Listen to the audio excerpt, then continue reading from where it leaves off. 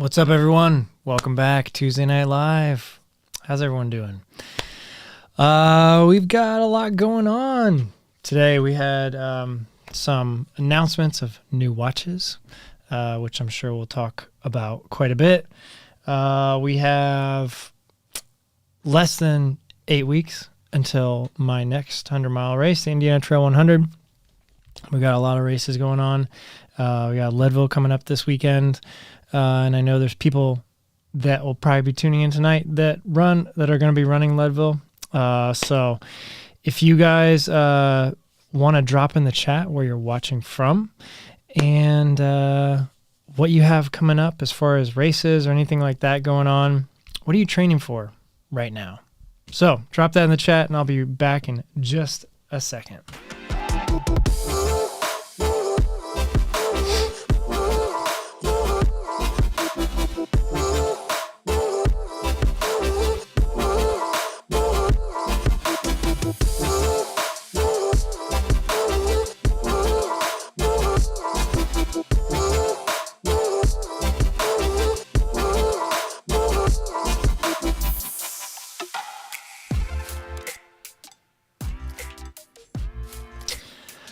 All right, what's up? And I know I just said something about Leadville. Justin's here, checking in from Tulsa, Oklahoma. Leave out for Leadville on Thursday. Good luck. That's going to be an awesome trip. What's up? We got Matt LeGrand in the house watching from Camas, Washington. Drew H is here from Canton, Michigan. Michael Powell's here from Brownstown, Indiana. What's up? Love the videos you've been putting out. Strava log is looking impressive. Can't wait to follow the journey at the Indiana Trail 100. Yeah, thanks. Strava is looking pretty crazy right now.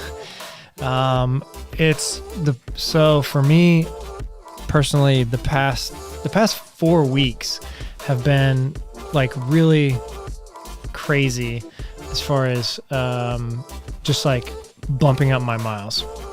Why is this song still going? Okay, here we go. Fading out now.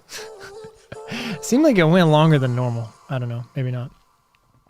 But yeah, my Strava log. Okay, so the last couple weeks, the last 2 weeks, I've been right around like 75 miles. And then the 2 weeks before that, I was in the 60s.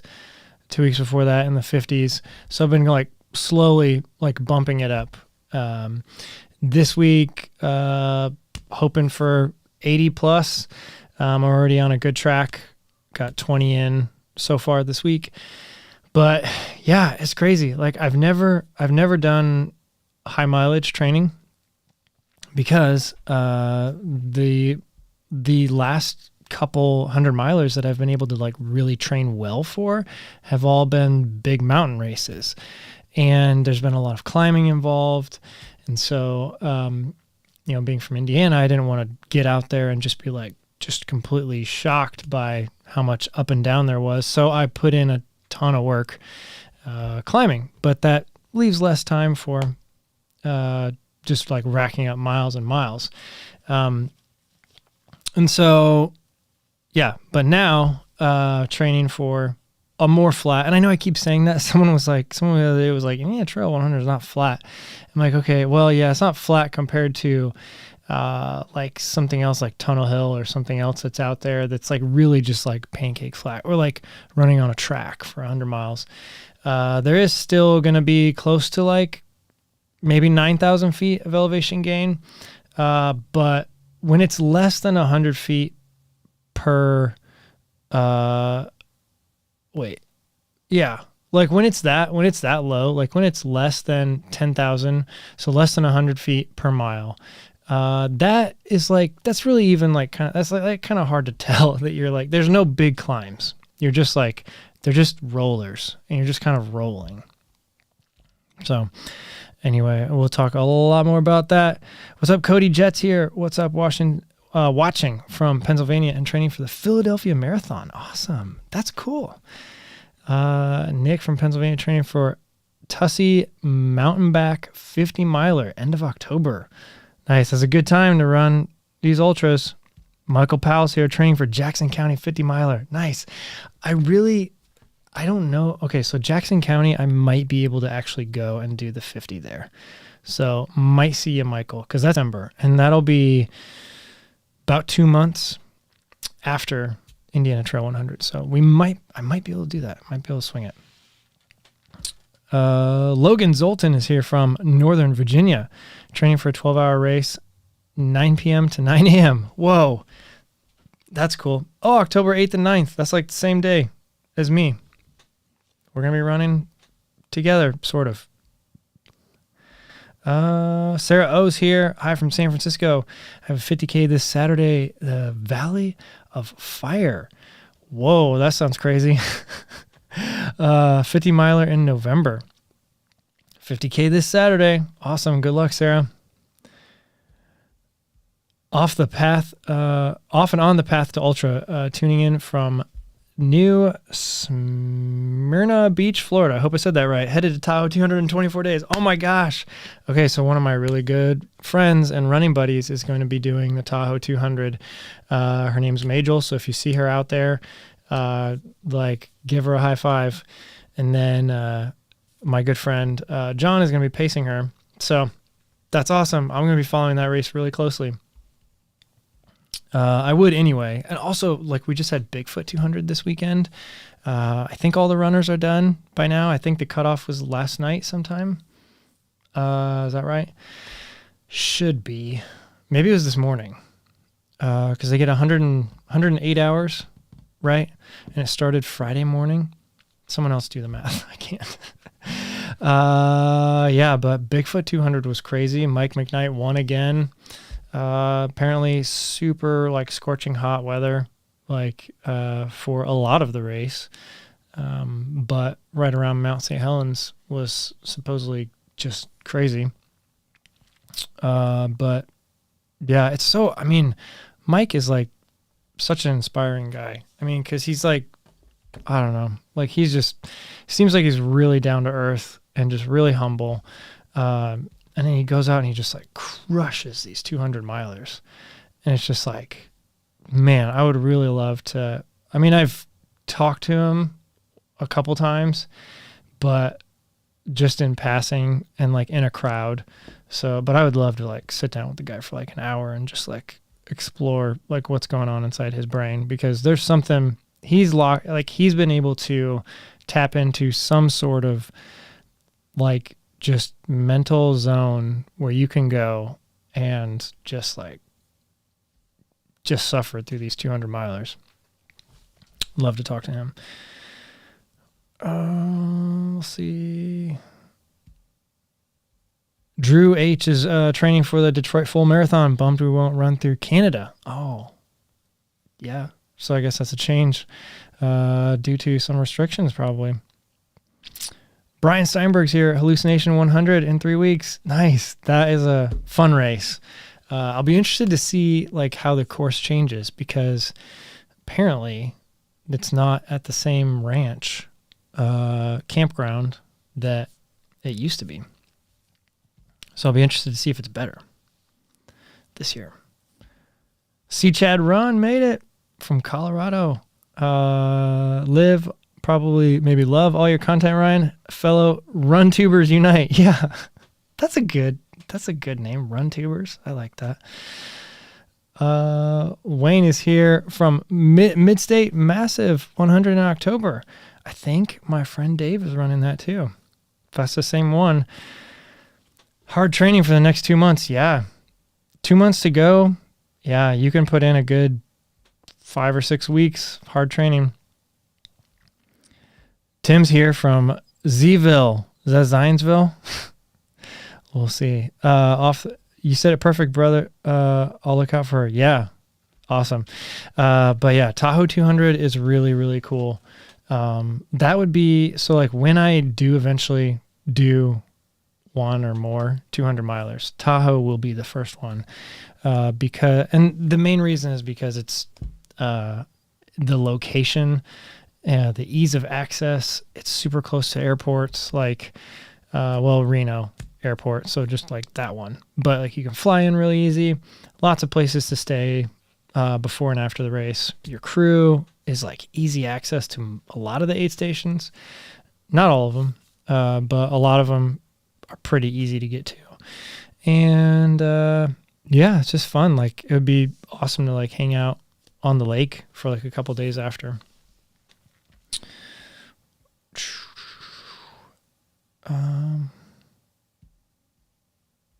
Dan says, I couldn't imagine how disoriented I would be after 200 miles. Not sure I'd know what day it was. Yeah. I mean, and the funny thing about those is that like you talk to a lot of those people that do 200 milers and they're doing them a little bit slower and they're sleeping throughout them. Like, well, not someone like Mike. I mean, Mike did 209 miles in 54 hours or something. Like you're going to be zapped after that. Like you probably don't know what day it is. But a lot of them, they take 80, 90 hours to finish the 200 miles. And so you're not running hard that whole time. A lot of it is hiking.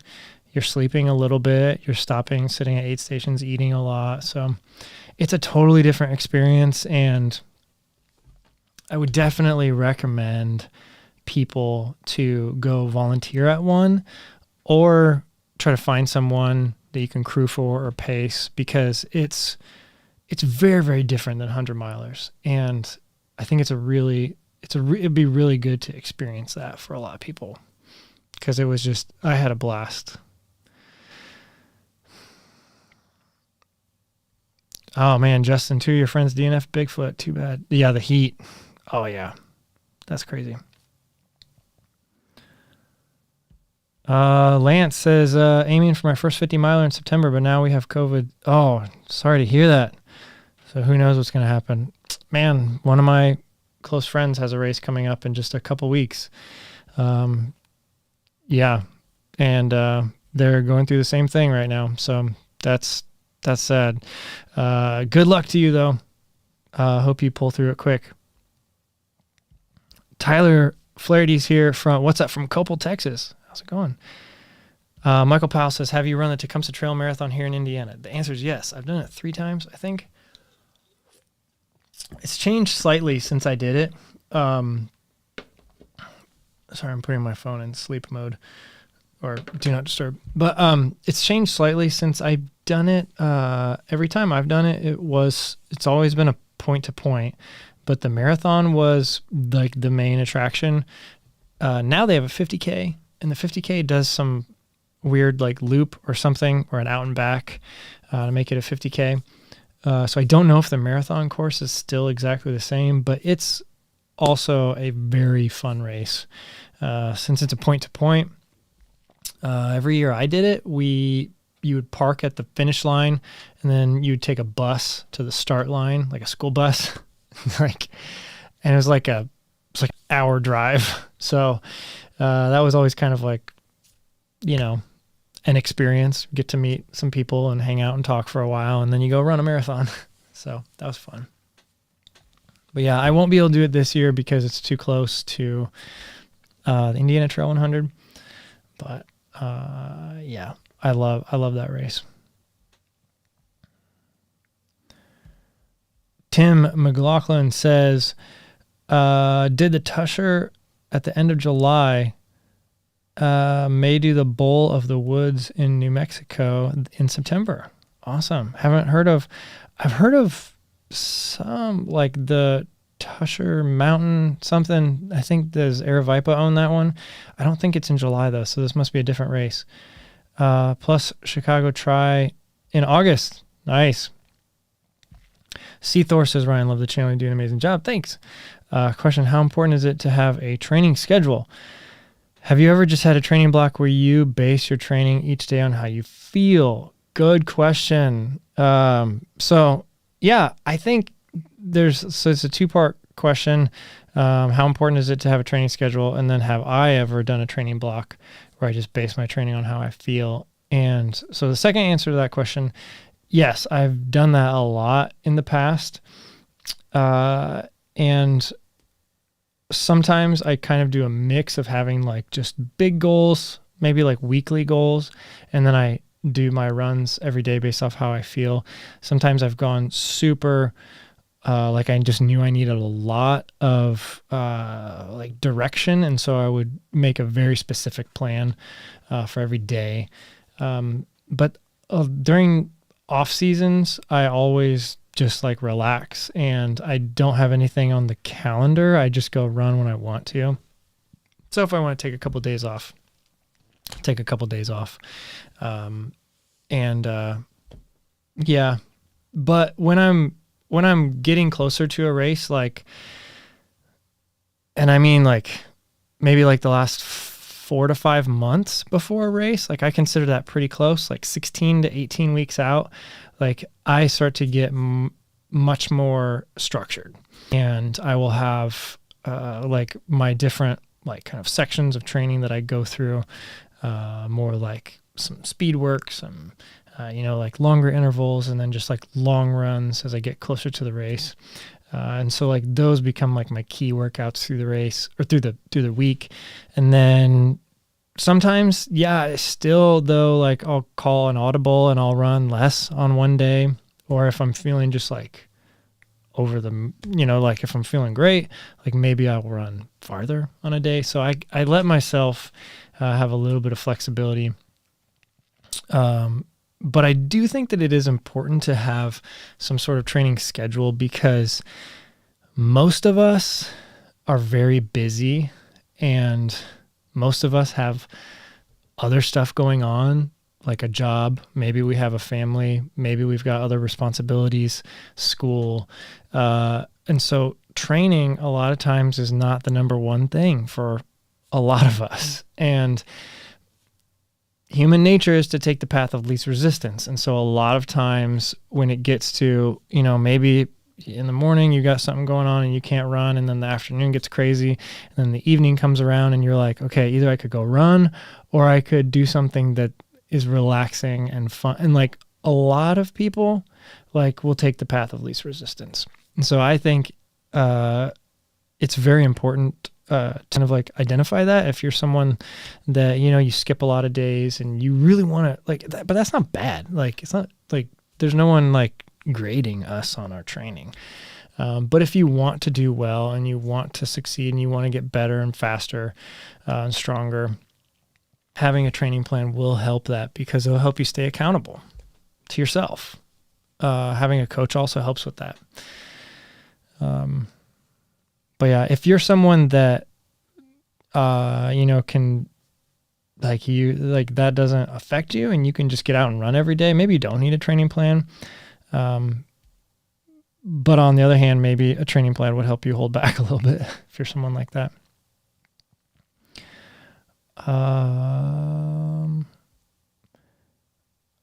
Okay, let's see. Bernard, gear question, $350 to $600 range. Which watch? So as you guys all saw, the Coros just announced the Vertex 2 and the Pace Kipchoge version. And the Vertex 2 was a very interesting update, in my opinion. I was not in on it. There, from what it looks like, there's only maybe like 4 or 5 YouTubers that got him ahead of time. I wasn't one. But I did get a press release like 48 hours early. So I kind of knew what was coming today. But yeah, I don't know. Like, it's a very interesting update. Not one I'm super excited about. And I mean, I'm not afraid to talk about it like that, because I don't think Coros likes me. Because I've been fairly negative on some of their watches in the past, and I think that they just ignore me, but anyway, yeah, so like $350 to $600 range. So you're not going to get the Coros Vertex 2. I think, honestly, though, like I do think Coros is good enough. Like their Apex and their Apex Pro is pretty good. But also I'd be looking at like a Garmin, like 945, or if you can find like a Fenix 6 like on sale. I mean, Garmin is a really good ecosystem to get into. What else? Like Polar, I would wait on Polar, give them another year or two to come out with their next version of their trail running watch. Wahoo, the one I have on right now, is a really Wahoo sent this out to me. This is only a $400 watch, and it doesn't have all the bells and whistles. Battery life is not super great, but it does what it does pretty well. And so like if you're not looking for like the best in class, there's a lot of watches in that range, but I would see if I could find a Garmin in there. Suunto, I would wait on Suunto. Yeah, who else is there out there? I don't know, can't remember which ones I have. But yeah, recently I've been using my Garmin Enduro a lot, but that's like $900. That's way too expensive for most people anyway. And then I've been running in this Wahoo Element Rival. This is the Jim Walmsley watch, by the way. So I've been running in this pretty much every day for about the last like 2 or 3 weeks, testing it out. But yeah, that's what I would say. Look for a Garmin in that range, 945 maybe, Fenix 6 if you can find something on sale probably.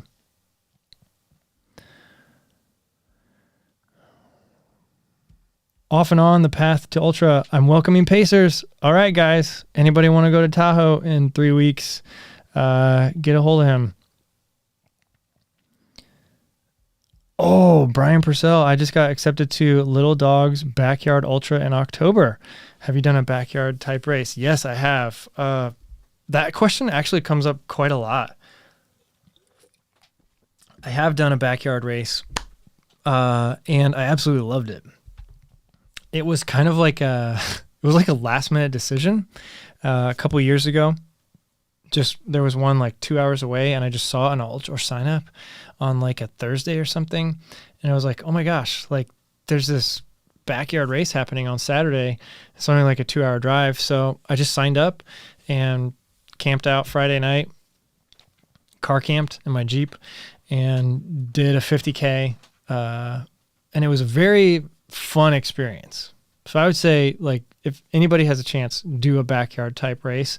What that is you have, like, if it's like legit, like real, it's like a 4.16 mile loop, and you start on the hour every hour. And if you can't start on the hour, you're out. So it means like if you take too long, or you don't make it back to the starting line, when the bell goes off, basically, or the whistle, whatever they have, you're out of the race. So it's a fun little thing. I don't know if that's... So October, I think I have a friend that's doing Laz's backyard that's in the fall. I don't know if that's the same one, though. If it is, that would be cool, Brian, and you should look out for Matt. Say hi to him. But I think his is in September that he's doing. Tyler says, just finished my first week of base mileage building plan from Pilars. Okay. Pillars? Is that how you say it? I don't know. I always mispronounce that. That's Dylan Bowman's company. Oh yeah, and you say it's Dylan Bowman's new app. Building for Bandera 100K in January. Awesome. Yeah, Dylan's a great guy. I think he's great. I don't know anything about his coaching, but good luck with that. Sounds like, I mean, he's obviously, he knows what he's doing. Aravipa. Okay, cool. Yeah, I must have had my months confused on that, Tim. Adam says, hey, Ryan, I'm an overpronator and run in stability shoes. However, I've recently heard it is wise to not just run in stability shoes because they don't strengthen your feet. Thoughts? Yeah, I mean, I don't know, like, so stability, I've never had to run in stability shoes. But I've also never like really,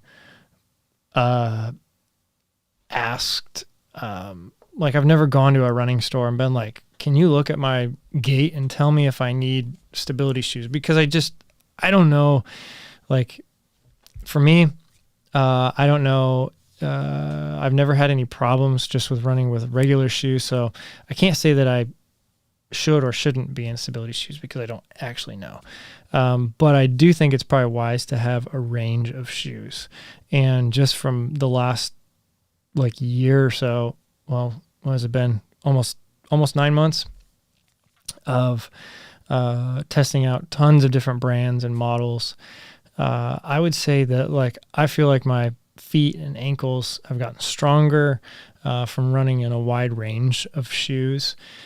And so I think that, there's a lot of value in finding a shoe that works for you and sticking with that. But on the same hand, I don't think that's the only way to go. I think that there is also a lot of value in running in a variety of shoes. And so if you're a straight like stability person, wouldn't hurt to try a pair of regular neutral shoes and just see how it goes for a while. And if you start having problems or you start feeling some little annoyances going on, then, switch back to stability shoes, or maybe work the neutral shoes in one run a week or something. Cause yeah, I get it. Like if you feel like you can only run in stability shoes, there is not a lot of selection, especially not every brand has multiple models. So yeah, I would say that I also think that you should not listen to me. You should go to like an actual doctor and get their official opinion. But if you're wanting to experiment, I don't think there's any problem with that. Devin Ingram says, "Hi Ryan, just coming to say you have a group of fans in Schaumburg. Am I saying that right? Schaumburg, Illinois. Awesome. What's up, Illinois? Thanks for stopping by, Devin. Do pandas read books?" Says, "Hi everybody." That's awesome. Hey, Justin, buckle's looking good. You know what? Why don't we do the buckle cam? Should we do the buckle cam now? I should have had some music planned out for this. Let me see if one of these will work. Is this gonna work? Oh, here's some music. This is good.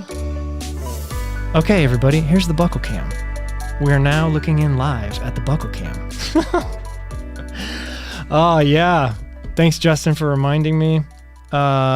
This is a live look in at my buckles from the past couple years. In the back, we've got No Business and Cruel Jewel because they're the biggest. You can actually see them when they're in the back row. Up front, we have the Run Rabbit Run, Hallucination 100, and the Grindstone 100. The Grindstone 100 was one of the hardest races I did, and it's also the smallest buckle. So I don't know why. I think that's just part of it. I think that they want that race to be as hard as possible, and then they want to give you a small buckle just because it's funny. I don't know. But Cruel Jewel was actually the hardest race I've ever done, and that was the biggest buckle. So that's great. Yeah. All right. Buckle cam. Thank you for the reminder, Justin. We now have a permanent camera set up so that we can look in on the buckles anytime we want. So anybody who wants a buckle cam, just shout it out. Replay SRE says, "Thoughts on weight training while also running?" I think that's a good idea. I think that once a week or something, I think most coaches would recommend something like that. And whatever you're comfortable with, like it can be light, it can be body weight exercises, it can be heavy weights. I just think that look at what your main goal is. If your main goal is to run 100 milers or run a really fast marathon, then your weight training should complement that. if your main goal is to be healthy and active, then your weight training can look totally different. So I would definitely recommend it though.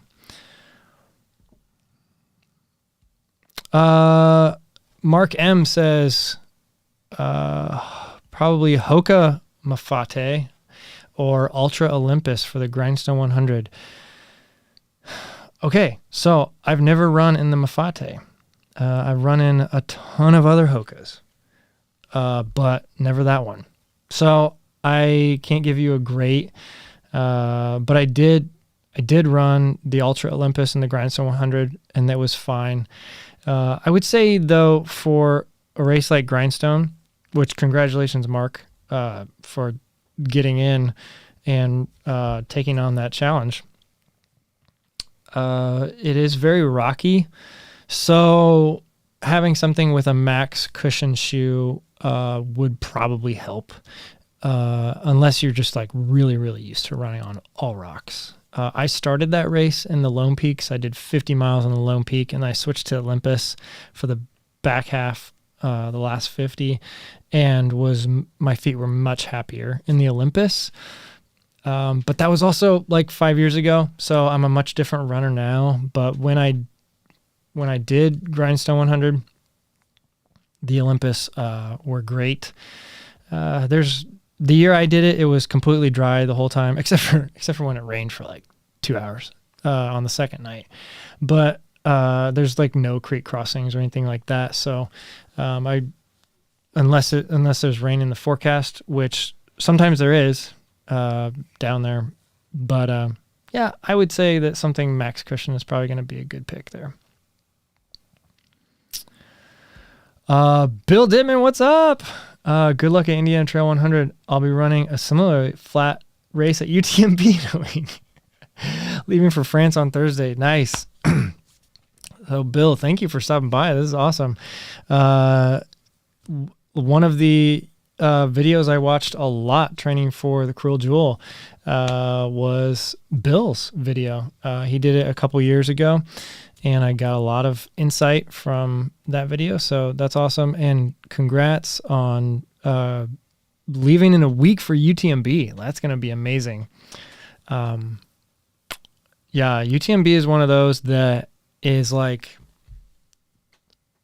I would love to run it one day, but it's like being overseas. It's just like, it's not on the radar right now for me. Like I would love to run that race someday. I mean, those mountains just look absolutely majestic. Yeah, good to see you. Thanks for stopping by. C Chad Run says, are you looking forward to winter running or not yet? I'm not. No, I'm definitely not.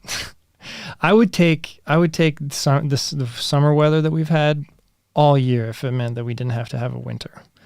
That's just how I am. I absolutely hate running in the winter.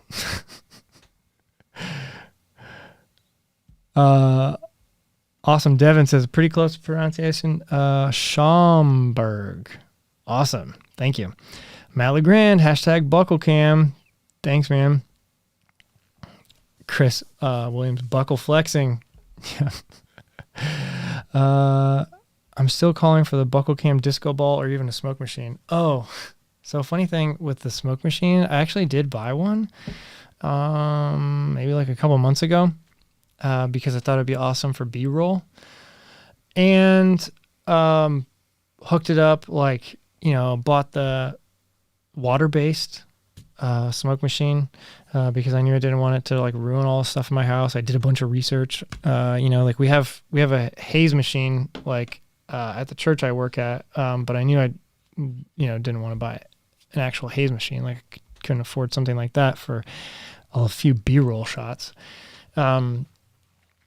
But yeah, hooked it up, turned it on, and then in like 30 seconds later sent off all the smoke alarms in my house. So yeah, it's just sitting in the garage now. If anybody wants a free smoke machine, you can have it. But yeah, that would be cool. It would be cool to just do like a little right over there.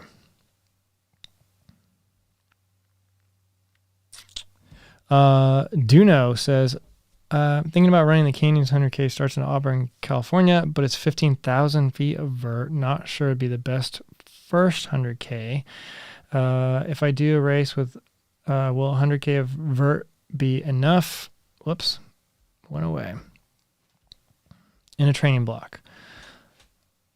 Okay, so 15,000 feet of vert over 100K, that's not too bad. Like I would say you'll be fine on that. You'll have with the canyons, I believe, you've got some climbing, you got some like longer climbs in there. So a lot of that vert is in more sustained climbs, if I'm thinking of the right course. But yeah, I would say 100,000 feet of vert training. If it's over a couple months or something prior to it, I mean, you just do what you can, honestly. I don't know if there's any way to say if a certain number is enough or not. You'll know when you get there.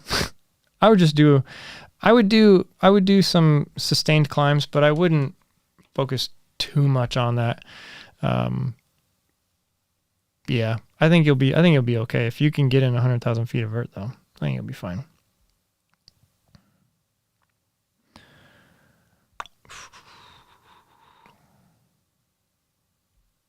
Brandon B says, with thick padded shoes, I have great pain relief in the knees, but I have bad cramping in the feet. Have you experienced this? So I have experienced my feet cramping, but I don't know if I've ever narrowed it down to being because of thick sole or thick midsoles. That's interesting though. Most of what I thought it had to do with was just a lack of training on incline, because that's where I would always get. Sometimes the bottom of my foot would cramp. Like this was years ago. But I always just kind of attributed it to I hadn't done enough incline training. But I don't know. That's interesting because your feet are going to act very differently with like a max cushion shoe versus something a little bit more minimal. And that's something, or like also based off how flexible it is. Because I just did this on Saturday. I ran just over a marathon, 27 miles in the Solomon Ultra Glides, and that was a very interesting experience in those shoes. Like I've never had a trail shoe that was that flexible. So that made my feet work like extra hard in those. And yeah, so like I'll have a video out soon on those. But I don't know, that's interesting to think about, like where like maybe a foot cramp is coming from, if it has to do with the shoe or not. It could. I don't know. Does anybody know where cramps come from? I don't know. Maybe it's a mystery. Justin Hall says, hello from Greencastle, just south of you. I'll be doing the Indiana Trail. Awesome. Nice, Justin. Definitely say hi. I'm sure I'll see you out there. Jose Duran says, hey, Ryan, also have a group of fans in Pine Hill, New Jersey. Nice. That's awesome. New Jersey. That's cool. Thank you so much. Oscar Vega says, what's your favorite socks for running? So for trail running, my favorite socks are the like ExoSkin toe socks. They just have like really, like they're very, very thin. And so they dry kind of like quicker than like a more thick. Like I've ran in toe socks before from Injinji, like a lot of running in their toe socks. And I always just felt like it was kind of like they were just like too thick, just like too much material. But yeah, I really like ExoSkin socks a lot. And there's something going on with the way they like sew them or the materials they use. Something's going on with that, because I do not get blisters as quickly as I think I am. Like I'll be running and I'll think I'm getting a blister. I'm like, oh great, this is going to be like awesome. And then I'll be done with the run, take the socks off, and there's like nothing there. So it's like something's going on where it is protecting you like more than a normal sock. But yeah, not sponsored by Exoskin. They want to, let me know. But for road running, I wear features for road running. They're just easy, simple, quick on and off. I don't need toe socks for running on roads.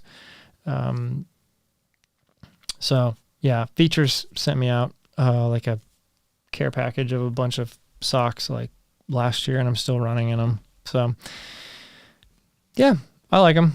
I like features for road running and Exoskin for trail running. Michael Powell says, if you owned your own brand of trail road running shoes, what would your shoes specialize in? Oh, whoa. Cool question. So I would definitely like to, I think the trail running market is, I think it's great right now. So I would definitely get into, like if I owned a shoe company, I would design some trail running shoes. Plus I haven't found like the perfect one for me yet. For road running, I think there's like so many options out there. I mean, it's just there's so much to pick from. And I feel like I can find, here and there, like I'll have a favorite for a couple weeks or a month or two. So it's pretty easy for me to find something road running that I love.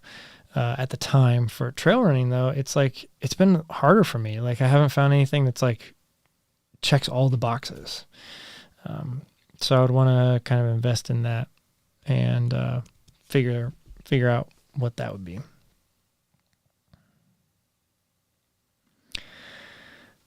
Justin says, have you ever tried a pair of trail shoes that almost immediately you knew there was no way you could run in these?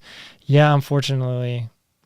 There's been some shoes that have been sent to me that never made it onto the channel because I didn't want to just make a negative video about pair of shoes, because there's a lot of work that goes into making shoes, and if they just don't fit me right, I mean, it's not their fault all the time. It's not their fault all the time. There's been a couple, like just recently I had some company send me a pair of trail running shoes, and the ankle collar was just too high, and it just like really like hurt my ankles, and I did 10 miles in them and couldn't keep them on any longer. Put some work into like filming and everything for that, and just shelved it. So there's been some shoes that companies have sent to me that just really didn't work for me fit wise. Now, if it's something that I feel like is a design issue, or something like a bad decision, I'm not afraid to talk about that on YouTube, and like definitely put that in reviews. So I have a review coming out tomorrow morning on the Nike Wild Horse 7, and there's definitely some things that I really thought was like very bad design. Two things specifically that I say in the video, and it's Nike. Like they should have figured this out by now. Like there's no reason why there's these design issues going on with the Wild Horse. So I'm not afraid to talk about that kind of stuff. But if it's something where the fit just didn't work out and I knew it wasn't, like it's a shoe that a lot of people probably could wear, but not me. I usually just, oh, what's up, new subscriber? Maybe you're watching right now. But if it's just something that just didn't work for me, I usually don't even make a video about it. Like I'll email the company back and just let them know. But yeah, not a big deal.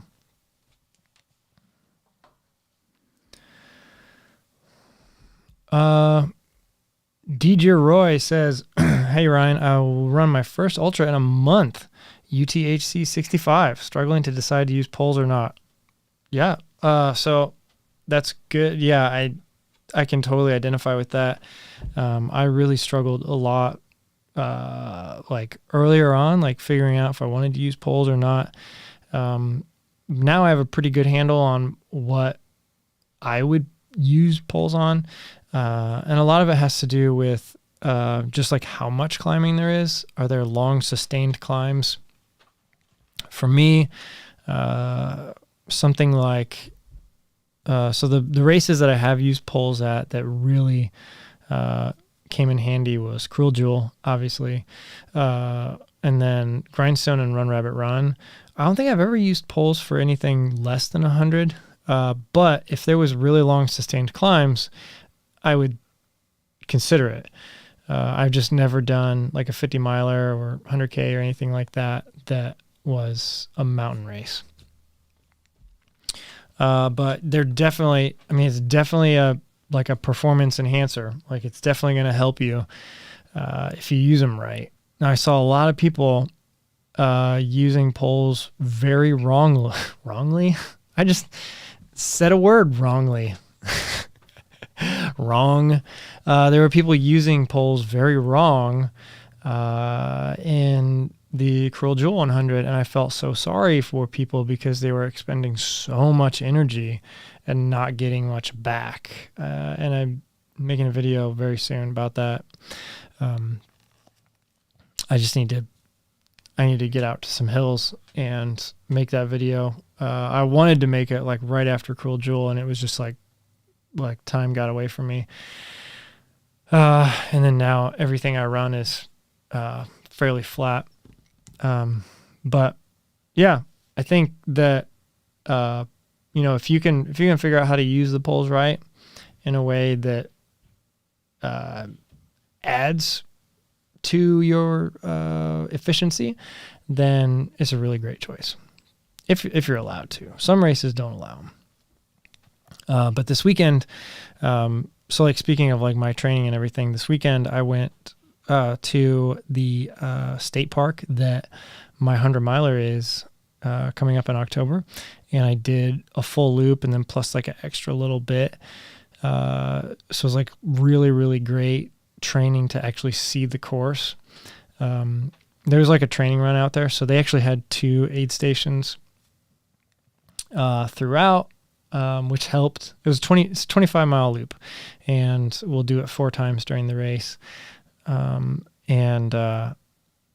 So I was a little bit slightly disappointed that I had to use my running pack, because I don't plan on using a pack for the actual race. I plan on using just like one handheld bottle, because the aid stations are going to be so close. They're only most of them are only like 4 or 5 miles apart. That's not going to be, so it's not going to be a big deal to like only have one bottle. I think, I don't, and it's also going to be in October, so it's going to be like cooler weather. But yeah, I used this pack and like got this like really bad, like chafing with my pack that I really love, my Solomon pack that I used for Cruel Jewel and like all training leading up to it, never really had a problem. And then this race, or this weekend specifically, just had like, it was just awful. And it's like still like hurts right now. You guys can probably see it. Yeah. So I don't know where that story came from, but oh yeah, like I was just like having just like a blast like this weekend running on the actual course, being able to get out there and really train and like see like what I'm going to be running on coming up here in a couple weeks.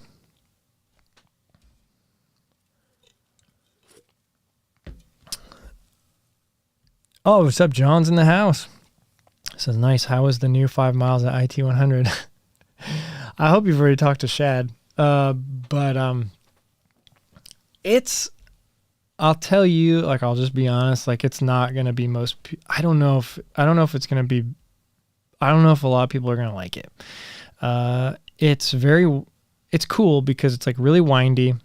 So this loop up here at this race, it's grown over the years.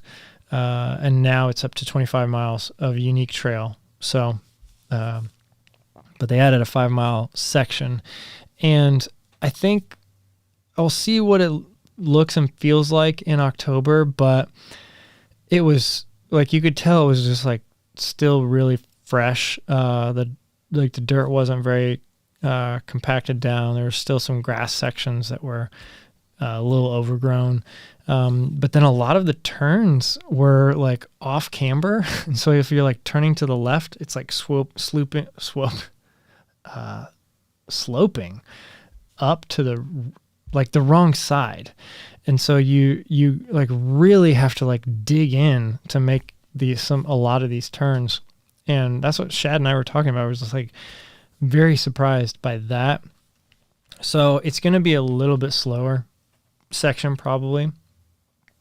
But yeah, we'll see. Only have to do it 4 times. Let's see. Kerry Ward said in his Mount Whitney video that you get about 8% benefit from poles. I don't know how you figured that out, but maybe. I would say that, yeah, it's not, if you're expecting to get a lot of benefit, you might be like disappointed. 8% is probably about right, honestly. Like, cause you don't want to put too much pressure. That's one of the things that a lot of people put like 50 pounds, 100 pounds of force on these poles. And that's really not beneficial in the long run. Like, it might be great for that next step you're taking, but it's not gonna help you as much in the race. So like maybe, yeah, putting, maybe 5 pounds of pressure per pole. So like maybe he's figuring that out somehow. But yeah. Justin says, looking forward to the trekking pole video. They've saved me. Yeah, same here.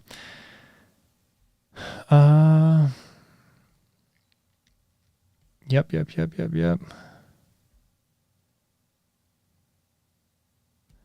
John says, was it like the first 3 miles? I didn't like that addition. Yeah, I mean, there's a lot of grass. I honestly don't really remember the first 3 miles. The first 3 miles was better, actually, than this new section. Now I'm remembering it. Yeah, first 3 miles was better.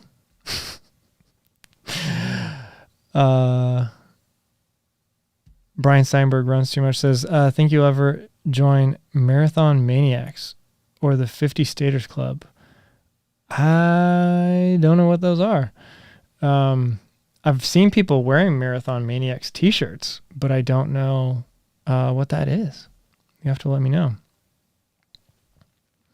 Noah says, do you use poles on downhills ever or just fold them up? Great question.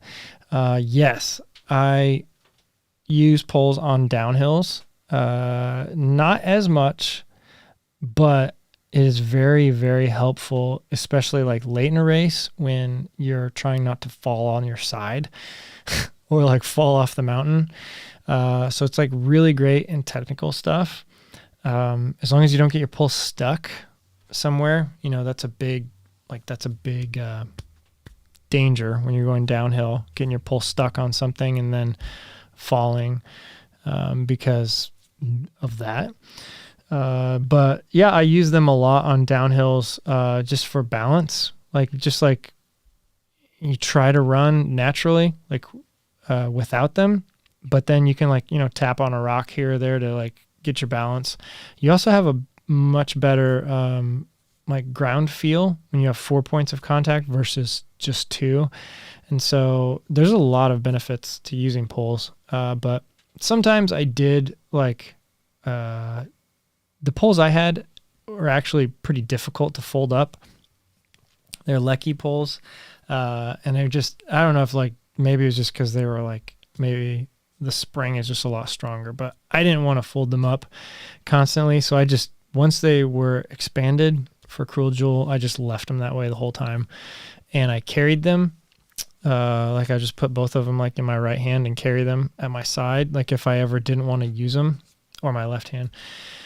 But yeah, I never collapsed them for that whole race. Now, if you were doing a race where maybe maybe Leadville, I don't know if you can actually use poles at Leadville. I can't remember. But that would be a race where you definitely want to collapse them because there's a lot of long flat sections. There's a lot of long downhills where maybe you're just not going to want them. So something like that, would be more beneficial probably to collapsing them down, or a race where that you've got 3 or 4 long climbs and then descents and then a lot of flat in between. So yeah, that's what I would say. All right. Let me know if you guys, I'm going to start wrapping up here pretty soon. We're at just about an hour. So let me know if you have any other questions, comments. Yeah. I don't know if I'm going to, I probably won't buy the new Coros watches. So if they send me 1 or 2, then fine. Like I'll review them, but I'm pretty sure I'm not on their list. Yeah. But yeah, I would say just like save your money. Honestly, for those of you that are still watching this, just save your money. There's others that are out there that are going to be better worth your money right now. Seek Your Elite says, good day from the land down under. Nice. Justin says, you can use poles at Leadville, Hope Pass, and Powerline are good. Yeah. So definitely like climbing up. Oh, yeah. Climbing up Powerline. Oh, my gosh. Yeah, that would be really good for poles. Yeah, Leadville's coming up this weekend. Kind of sad that if you're planning on pacing like 50 miles, you're not going to be able to now with the new rules about the turnaround point not being crew accessible anymore. So pacers can only go like 40 miles maybe. Yeah. Justin, great seeing everybody. Hope you'll be buckled up after this weekend. Yes. Definitely let us know next week. Good luck, man. That's an awesome race. Really hope you enjoy it. Hope the altitude doesn't mess with you too bad. And yeah, just enjoy the beauty over Hope Pass, because that's still like to this day one of my like favorite like running memories is going up and over Hope Pass, because it's just like so beautiful. And I don't know if John, who I was pacing, I don't know if that's one of his favorite memories because he was probably dying. But for me, I was like 4 miles into my day. I was having a great time. Yeah. So, all right. Yeah, that's it. Thank you guys for stopping by. I'll be back next week for sure. But like things are getting super crazy, like with my schedule, just to let you know, I'm really, really trying to keep these Tuesday night lives going. But we've got 2 kids in soccer right now, and just, it's like that has gotten crazy. Plus my work schedule is added another night. So things are pretty crazy right now. But I'm definitely going to try and keep this going because I really love it. I really love hanging out with you guys, talking to you, connecting. So thank you for stopping by. This has been awesome. I will see you again next week, and stay tuned. Tune in tomorrow for my Nike Wild Horse 7 review video. I think it's going to be a good one. I think people are going to like it. And yeah, it's the shoe I ran the Cruel Jewel 100 in. So definitely a lot of good things about it. But a couple things that Nike needs to change. So that's it for now. Thank you guys for stopping by. I'll see you again soon. Bye.